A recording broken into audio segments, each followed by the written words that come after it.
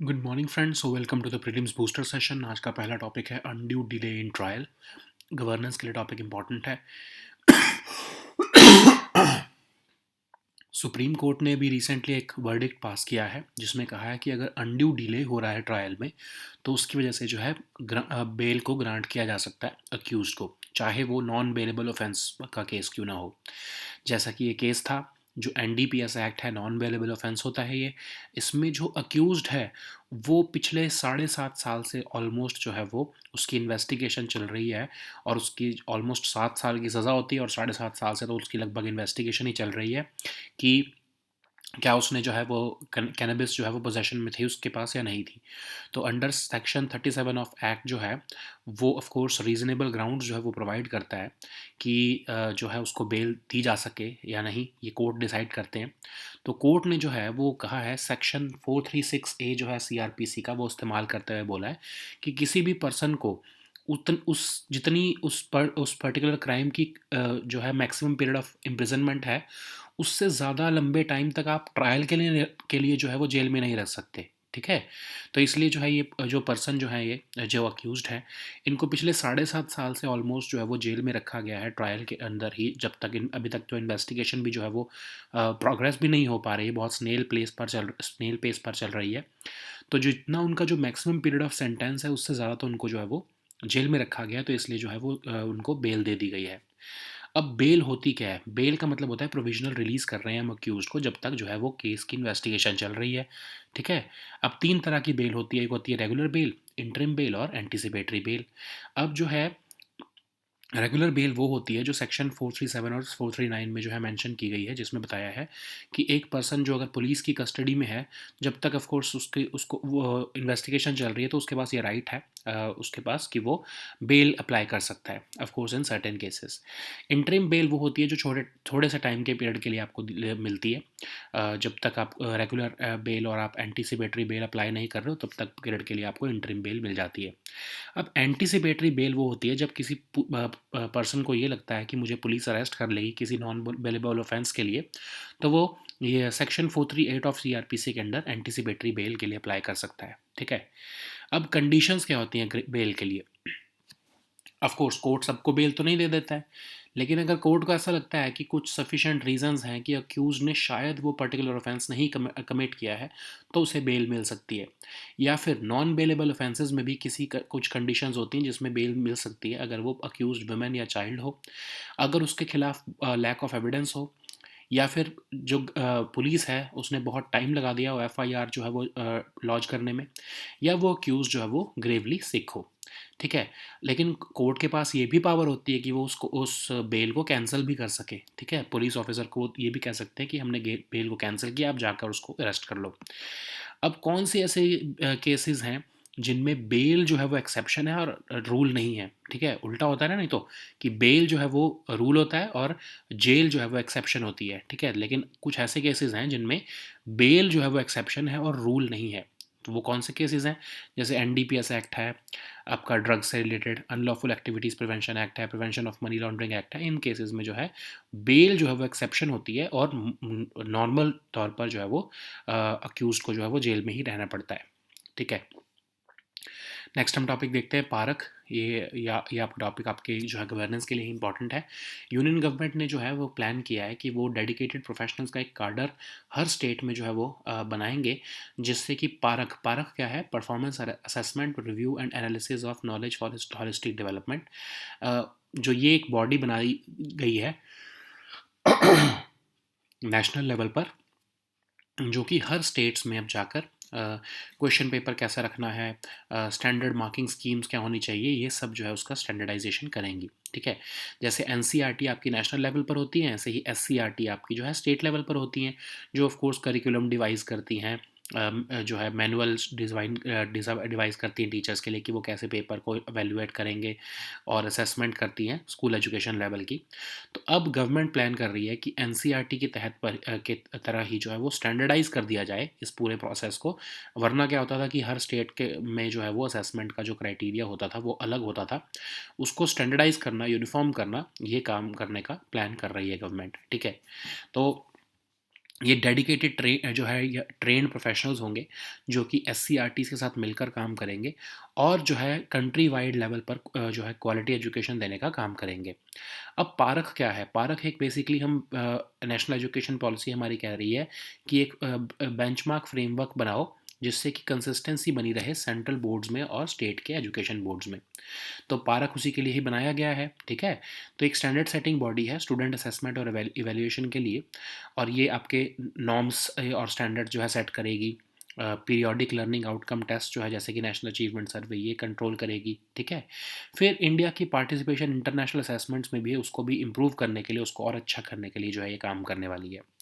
अब इसकी सिग्निफिकेंस यही है, यूनिफॉर्मिटी लेके आना पूरी कंट्री वाइड लेवल पर क्वालिटी ऑफ एजुकेशन के लिए में, ठीक है। फिर स्टैंडर्डाइजेशन लेके आना और इवन स्किल डेवलपमेंट को भी जो है वो इंकरेज करना ताकि स्कूल बोर्ड जो है वो अपने असेसमेंट जो है सिस्टम को अब मॉडर्न जो है स्किल रिक्वायरमेंट्स की तरफ जो है वो की तरफ के साथ जो है वो सिंक्रोनाइज कर सके।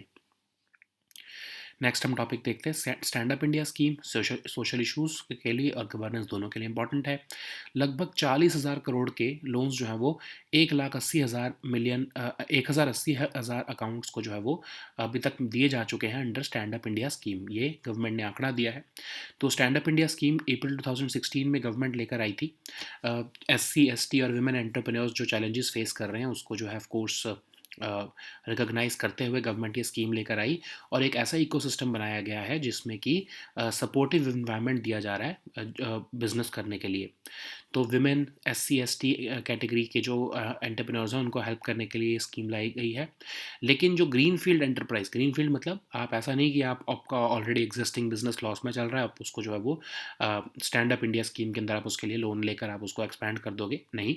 आप कोई न्यू बिजनेस शुरू करना चाहते हो, ग्रीन फील्ड एंटरप्राइज शुरू करना चाहते हो मैन्युफैक्चरिंग सर्विसेज ट्रेडिंग सेक्टर में या allied agriculture and allied sector की कोई सर्विसेज में से रिलेटेड, तब आपको जो है ये लोन मिल सकता है। डिपार्टमेंट ऑफ फाइनेंशियल सर्विसेज जो है वो इसको इम्प्लीमेंट कर रही है। 10 लाख से 1 करोड़ के बीच का लोन मिलता है।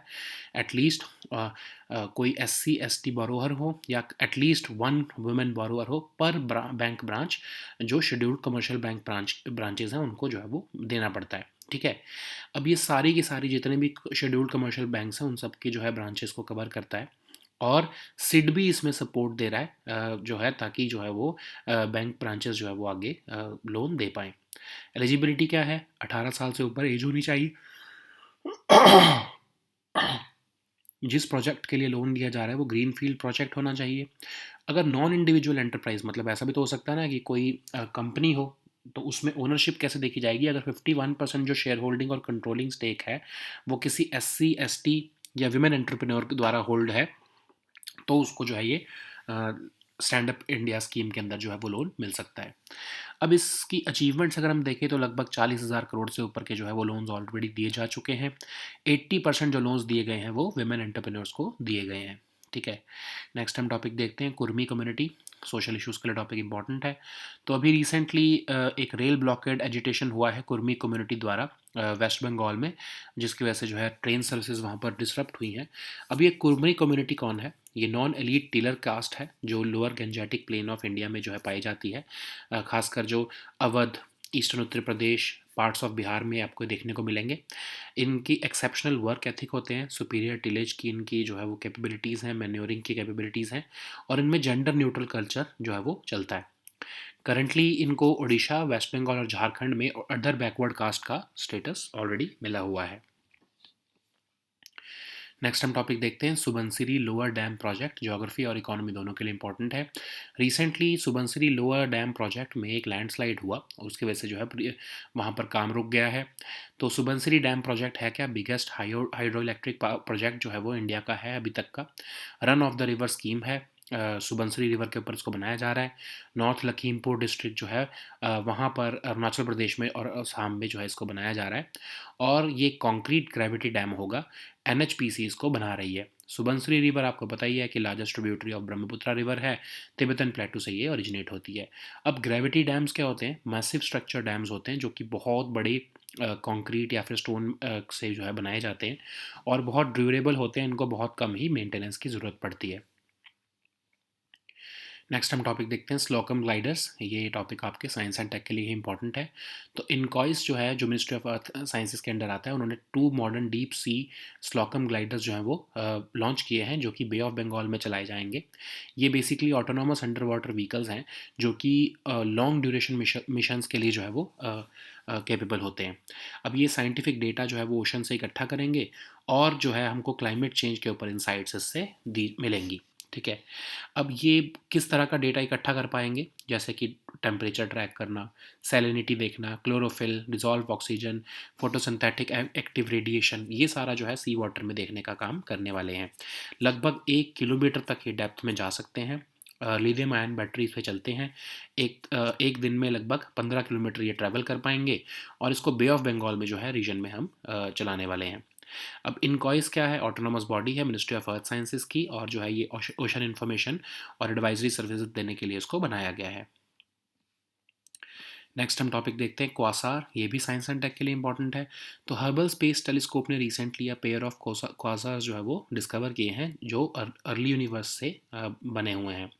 तो ये क्वासार होते क्या हैं? ये एक्सट्रीमली एक्टिव और luminous type of active galactic nucleus होता है, जो कि बेसिकली आपके जैसे सुपर मैसिव ब्लैक होल होता है ना, वैसे ही होते हैं। और ये एक्टिव होते हैं, लेकिन और इतना ज़्यादा शाइन करते हैं ये कि बाकी स्टार्स को ये गैलेक्सी में आउटशाइन कर देते हैं, और बहुत million billions even trillions of जो है इलेक्ट्रॉन वोल्ट की एनर्जी जो है एमिट करते हैं। नेक्स्ट हम टॉपिक देखते हैं W12+ ब्लू प्रिंट। इन्वायरमेंट के लिए टॉपिक इंपॉर्टेंट है। रिसेंटली अभी हमने देखा था UN वाटर कॉन्फ्रेंस हुई है, उसमें ही जो है W12+ ब्लू प्रिंट को भी जो है अडॉप्ट किया गया है। तो W12+ ब्लू प्रिंट है क्या? यूनेस्को का प्लेटफॉर्म है, जिसमें सिटी प्रोफाइल्स और केस स्टडीज़ दी जाती हैं कि कैसे अर्बन वाटर चैलेंजेस को जो है वो सोल्यूशंस हम ला सकते हैं। तो जो बेस्ट सोल्यूशंस है उनका जो है बेसिकली ये इंफॉर्मेशनल डेटाबेस है, और जो अर्बन वाटर चैलेंजेस हैं बाकी सिटीज़ को, वो इससे सीख सकते हैं केस स्टडीज से कि कैसे वो अपनी जो है पर्टिकुलर सिटीज़ में वाटर चैलेंजेस जो है वो उसको एड्रेस कर सकते हैं। तो इंडिया में से जो है वो चेन्नई, बेंगलुरु, मुंबई और पुणे की सिटीज़ को जो है लिस्ट किया गया है ब्लूप्रिंट में, और बाकियों को जो है ये एक तरह से लेसन्स देंगे। नेक्स्ट हम टॉपिक देखते हैं लॉर्ड महावीर। ये भी आपके आर्ट एंड कल्चर के लिए टॉपिक इंपॉर्टेंट है। महावीर जयंती भी रिसेंटली मनाई गई है। लॉर्ड महावीर जो है वो 24th और लास्ट तीर्थंकर थे जैन रिलीजन के। एट द एज ऑफ 30 उन्होंने अपनी फैमिली को छोड़ दिया था। उन्होंने 4 फोल्ड ऑर्डर दिया, साधु, साध्वी, श्रवक और श्रविका का, और इन्हीं को जो है लेटर ऑन जैन्स कहा गया। Ultimate objective of his teaching जो थे वो ये था कि हमें साइकिल ऑफ बर्थ को कैसे जो है उससे फ्रीडम लेना है, लिबरेशन कैसे लेना है, निर्वाणा कैसे लेना है। और उन्होंने कहा कि हर जो लिविंग सोल है वो कार्मिक बंधनों से जो है वो बंधी हुई है, उसी से ही जो है मुक्ति का तरीका उन्होंने बताया। अब तीर्थंकर कौन होते हैं? जैनिज़्म में जो लोग अपने पैशंस को कॉन्कर कर लेते हैं उनको हम जिन्स कहते हैं। अब जिन्स जो हैं जो अपने रिलीजियस ऑर्डर को फाउंड कर लेते हैं उनको हम तीर्थंकर कहते हैं। नेक्स्ट हम टॉपिक देखते हैं हिकिको मोरी। तो ये टॉपिक सोशल इश्यूज़ के लिए इंपॉर्टेंट है। हिकिको मोरी एक फिनोमिना है जो कि सोशल विड्रॉल का फिनोमिना है। ये देखा जा रहा है कि जापान में बहुत तेज़ी से फैल रहा है। हिकिको मोरी एक ऐसा फिनोमिना है जिसमें कि लोग सोसाइटी से विड्रॉ कर रहे हैं। उसकी वजह से उनकी जो है लाइफ में एंग्जाइटी, डिप्रेशन, सोशल फोबिया आ रहा है। वो बेसिकली मॉडर्न सोसाइटी के प्रेशर को नहीं झेल पा रहे हैं, जैसे कि उनसे बहुत हाई एकेडमिक एक्सपेक्टेशंस रखी जाती हैं, इंटेंस कंपटीशन है सोसाइटी में, उनको सोशली आइसोलेट वो होते जा रहे हैं धीरे धीरे। तो उसकी वजह से क्या हो रहा है, वो सोसाइटी से ही विड्रॉ कर रहे हैं। तो ये अकेलापन है एक तरह से आप कह सकते हो। इसकी वजह से फर्दर मेंटल हेल्थ प्रॉब्लम्स आएंगी, प्रोडक्टिविटी उनकी कम होएगी, और डेमोग्राफिक चैलेंजेस भी जो है वो प्रॉब्लम देंगे, क्योंकि ऑफ कोर्स ये एजिंग पॉपुलेशन हो रही है, बर्थ रेट डिक्लाइन होता रहेगा, तो ऑफ कोर्स उससे जो है वो डेमोग्राफिक चैलेंजेस भी आने वाले हैं। So now let us see all these topics in English.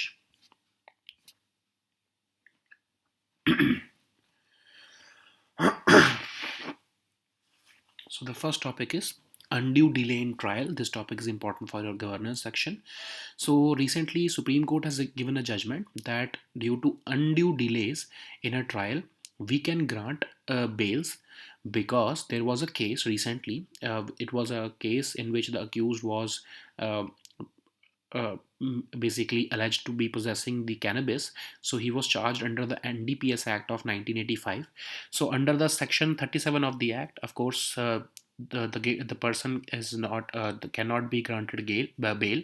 Of course, if only if the judge agrees, of course, that bail can be granted. But in this case, it was found by the court that it has the particular maximum punishment for this crime that the accused was being alleged to have committed was 7 years. But it was already 7 years and 4 months since the accused has been in trial, and the investigation was moving at a very snail pace. So he has basically completed the maximum punishment and even further uh, in the trial period itself. So that's why using the section 436A of CRPC, the bail was granted to the accused, even though of course the case was, or the act under which he was being tried was a non was an act in which the offenses are non bailable. But still, because maximum punishment has already been covered and it has over rather 4 months over that period, so section 436A came into picture and he was granted bail. So, what is bail? Of course, it is provisional release of the accused, and there are three types of bail in our CRPC: regular, interim, and anticipatory. Regular bail is basically granted to a person who has been arrested in or is in police custody. So, interim bail is the shortest period of given for the shortest period of time until the person is applying for the regular or anticipatory bail. So, anticipatory bail is basically a person who is thinking that he may be arrested by the police for a non-bailable offense, so that person can apply for a anticipatory bail. So, what are the conditions for granting of bail? Of course, if the court has sufficient reasons to believe that the accused may not have committed that particular offense, of course, that in that case, this bail can be granted. But there are certain offenses which are non-bailable. In those offenses also, bail can be granted if the accused is a woman or a child, if there is lack of evidence against the accused, if there has been a delay in lodging FIR by the complainant, and if the accused is gravely sick. But the court also has the power to cancel the bail, and it can give directions to the police officer that this particular accused must be arrested and be kept in police custody. But you know that we generally say that bail is the exception. I'm sorry, bail. Bail is the rule and jail is the exception. But in certain cases, like in NDPS Act, UAPA, Prevention of Money Laundering Act, bail becomes an exception and it is not a rule. Okay. So the next topic is Parak. This topic is important for your governance section. Union government is planning to form a cadre of dedicated professionals on the lines of Parak, so that we can standardize the uh, assessment process of students in the schools at the school level. So you know that at the national level we have this NCRT, but at the state level we have these SCERTs, which come under the state governments. So they develop the curriculum or manuals. So if we the plan is under the Parak, there is a plan that we will have a dedicated cadre in every state, which will set up the question papers and develop the standard rubric for marking system. So this cadre will be trained, and they will be trained to develop higher order thinking skills and questions related to that, so that we can have a standardized education system in the country. Okay, so what is Parak? You know that under National Education Policy 2020, there was a proposal that we should develop a benchmark, a framework to ensure consistency between state and central boards. Under that, Parak was established. Parak is basically a standard setting body for student assessment and evaluation. It sets norms and standards with respect to student assessment and evaluation. It also holds periodic learning outcome tests like National Achievement Survey, and it also manages India's participation in international assessments, so that, of course, we can participate and we can increase our quality education at the country level. So, of course, what is the significance of Parak? So, we want to have uniform education, standardization at the national at the country level, and we want to have our assessment pattern which is in sync with the modern scale requirements of the 21st century. So the next topic is Stand Up India scheme. This topic is again important for your governance and social issues. So as much as 40,000 crore worth of loans have been sanctioned to 1,80,000 accounts under the Government of India's Stand Up India scheme. So this scheme was launched by the central government in April 2016 to recognize the challenges faced by SC, ST and women entrepreneurs. So the aim is to create an ecosystem so that we can facilitate them in a supportive economic environment. So to promote entrepreneurship among women, SC, ST, and SC, ST categories, this scheme was launched for them to start a greenfield enterprise, and the funding is given by the Department of Financial Services. So for every bank branch, they have to give bank loans between 10 lakh to 1 crore rupees to at least one SC, ST entrepreneur or at least one woman. Okay, it covers all branches of scheduled commercial banks, and SIDBI is providing the support for the scheme. So eligibility is that the SC, ST or women entrepreneur must be 18 years of age at least, and it is available only for greenfield projects, not for existing projects. So in case the organization that is availing the loan under the scheme is a non-individual enterprise, then at least 51% of the shareholding and controlling stake must be held by an SC, ST or a women entrepreneur.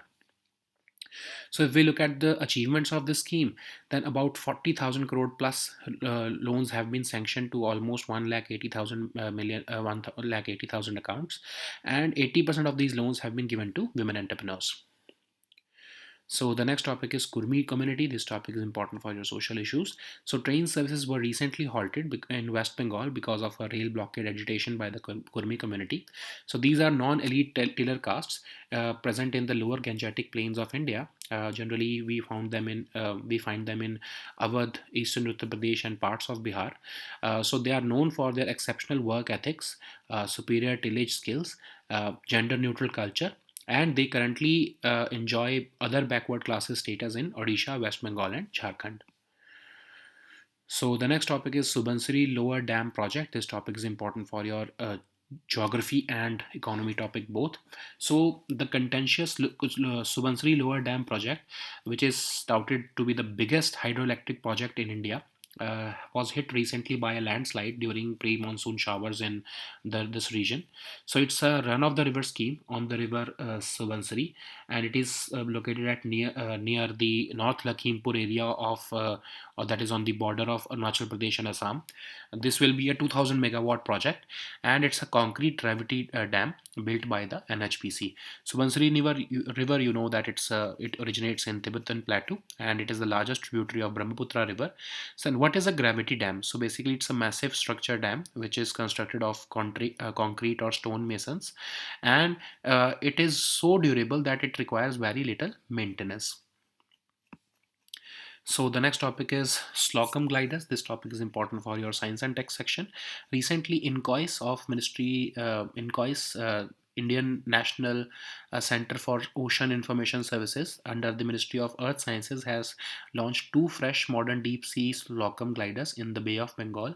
So basically, these are autonomous underwater vehicles which are mandated to carry out long duration missions for them to collect scientific data from the ocean.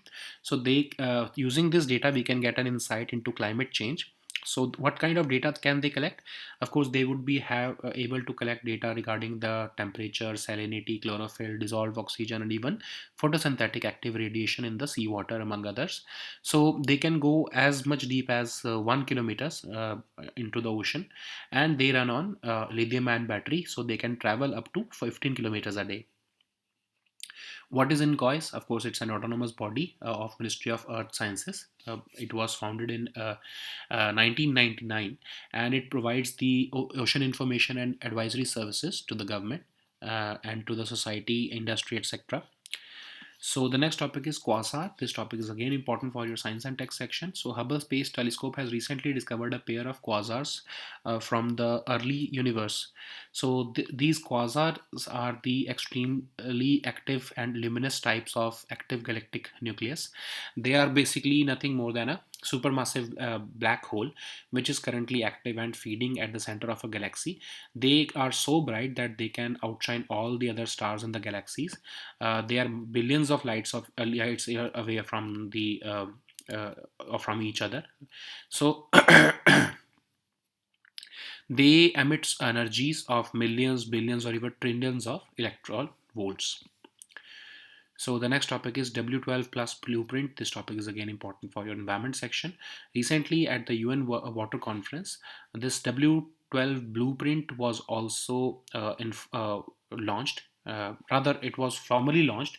Uh, and what is it? That basically it is an informational database of host city profiles and case studies of the best practices undertaken by the cities who are having urban water challenges, so how they have made solutions to it. So all this will be shared in this database. So this will allow the other cities to access this database and address their own common urban water challenges. From India, cities like Chennai, Bengaluru, Mumbai and Pune are also participating as uh, and they are sharing their own experience through it. So of course it's a UNESCO based platform. So the next topic is Lord Mahavir. This topic is important for your art and culture section. So recently we celebrated the Mahavir Jayanti. Who is Mahavir? Lord Mahavir was the 24th and last Tirthankara of Jain religion. So at the age of 30, he left his family and he gave the fourfold order of Sadhu, Sadhvi, Shravak and Shravika. Later on, they all were known as Jains. So the ultimate objective of his teaching is that how we can attain the total freedom from the cycle of birth and how we can get ourselves liberated. So every living being is in bondage of karma. Through this path of four or through this fourfold path, one can attain liberation or nirvana. So who are these Tirthankaras? So basically, these are those people who have conquered their passions. They are called jinns in Jainism. So these jinns are those jinns who found their own religious orders are called Tirthankars. So the next topic is hikikomori. This topic is important for your social issues. So hikikomori is a phenomena of social withdrawal which is spreading fastly in Japan. So in this phenomena, people generally withdraw from society, and it is associated with the feelings of anxiety, depression, and social phobia. So why does it happen? Because people just cannot afford to have the pressure from the modern society, which includes high academic expectations, intense competition, and social isolation. So they basically go inwards and they withdraw from society, which can lead to further mental health problems for them. It can lead to reduced productivity for them, and it will exacerbate the demographic challenges because then at the time of aging population, if the birth rate also starts declining, then we will have demographic challenges. So these were our topics for today. Please also download the weekly current affairs compilation from our Telegram group today. We'll meet next time with new topics. Until then, goodbye and take care.